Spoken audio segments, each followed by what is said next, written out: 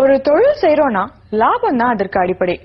4 ton கரும்பை பயன்படுத்துற இடத்துல 70 கிலோ கரும்பை மட்டுமே பயன்படுத்தினா போதும் அப்படிங்கிற வாய்ப்பை ஏற்படுத்தி கொடுத்திருக்காரு பாண்டியராஜ். எப்படின்னு பார்க்கலாமா? வணக்கம், என் பெயர் பாண்டியராஜுங்க. ஏற்கனவே ஆயுதம் செய்வோம் ப்ரோக்ராமில் இந்த இளநீர் வெட்டும் கருவிகள் கொடுத்துருந்தோம். அந்த இளநீர் வெட்டும் கருவிகளை தொடர்ந்து இப்போ கரும்பு நீடித்த நவீன கரும்பு சாகுபடிக்குரிய அந்த பரு எடுக்கும் இயந்திரம் இப்போ நம்ம டெவலப் பண்ணியிருக்கோம். இது மெக்கனைஸ்ட் மோட்டாரில் ஆப்ரேட் ஆகிற மாதிரி ஒரு மாடலும் கையில் ஆப்ரேட் ஆகிற மாதிரி ஒரு மாடலும் நம்ம பண்ணியிருக்கோம்.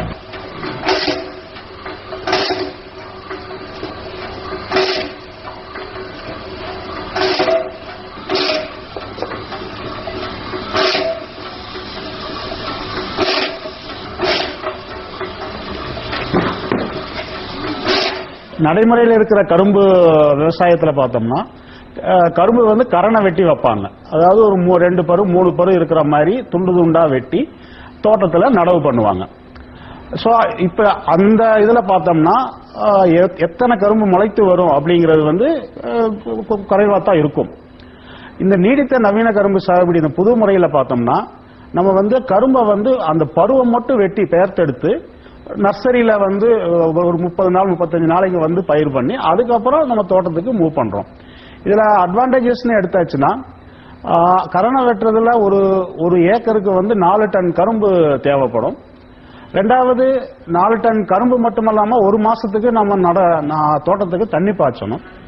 இந்த புதிய முறையில பார்த்தா 4 டன் கரும்புக்கு பதிலா மொத்தமே 70 கிலோ கரும்பு இருந்தா போதும். ஒரு டன் கரும்புல இருந்து 70 கிலோ பருவம் மட்டும் வெட்டி எடுத்து அந்த 1 டன் கரும்பையும் சர்க்கரை ஆலைக்கே கொடுத்துட முடியும். ஸோ அதனால கரும்போட உபயோகம் ரொம்ப கம்மி.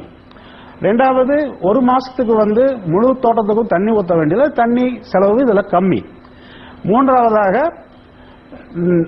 நேரம், அதாவது ஒரு மாசத்துக்கு முன்னாடியே நம்ம இதை ஒரு மாசம் பயிரை நம்ம தோட்டத்தில் வைக்கிறதுனால வெட்டின உடனே ஒரு மாசம் விளைஞ்ச கரும்பை நம்ம தோட்டத்துக்கு கொண்டு போறப்போ அந்த டோட்டல் டைம் 1 மந்த் நமக்கு சேவ் ஆகும். ஸோ 9 மாசத்துல வர வேண்டிய கரும்பு 8 மாசத்துலயே நம்ம கொடுக்க முடியும்.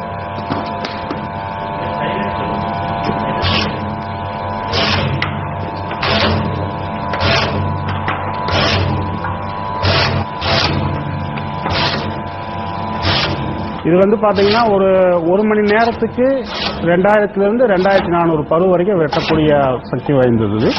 இது 2 பேர் ஒரே டைப்ல வெட்டிக்கலாம். ஸோ ஒரு மணி நேரத்துக்கு 4000 பரு வெட்டுற மாதிரி இந்த மிஷின் நம்ம வடிவமைச்சிருக்கோம்.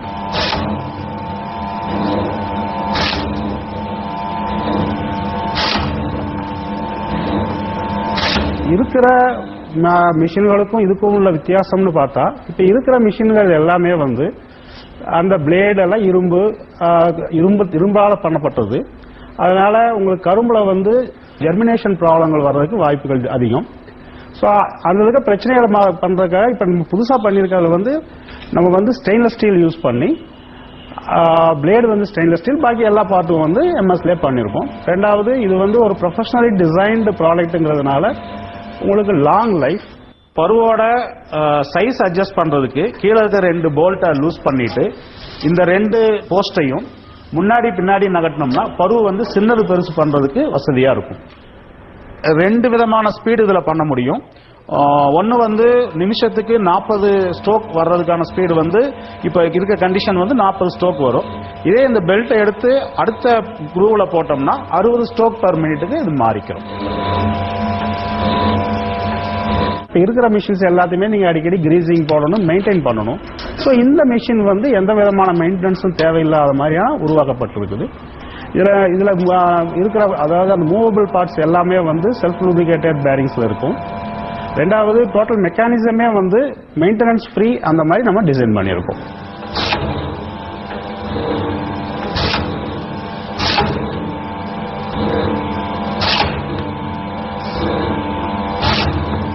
சிறு சிறு விவசாயிகள் கையில இயங்கக்கூடிய ஒரு கருவி வேணும்னு கேட்டாங்க. சோ அதுக்காக அந்த மிஷின்ல உள்ள பிளேடு அப்புறம் அந்த பாட்டம் ஷாங்க், அதாவது அந்த வெட்டும் பகுதியை மட்டும் அப்படியே ரீடிசைன் எடுத்துக்கிட்டு கையால அமுத்தக்கூடிய ஒரு மிஷின் ஒன்னு டெவலப் பண்ணோம்.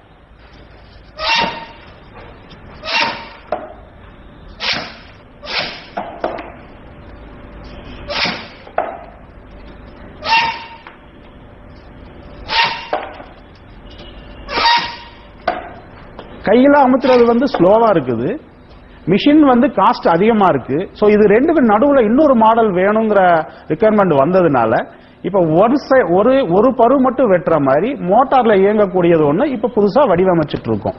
சோ இது வந்து எப்படி இன்னும் 1 மாசம் 2 மாசத்துல முடிச்சு மார்க்கெட்ல ரிலீஸ் பண்ணலாம்னு இருக்கோம் நாங்க.